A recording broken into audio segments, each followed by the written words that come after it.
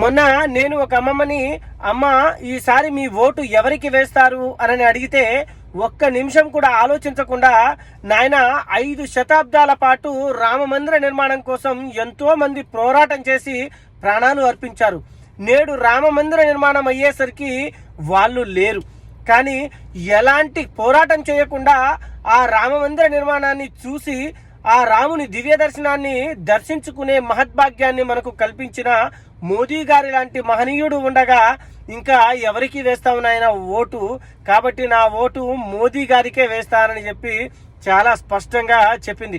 ఆమె మాటలోని ఆనందం నిజంగా నేను గర్వపడేలా అనిపించింది, ఆదర్శవంతంగా అనిపించింది.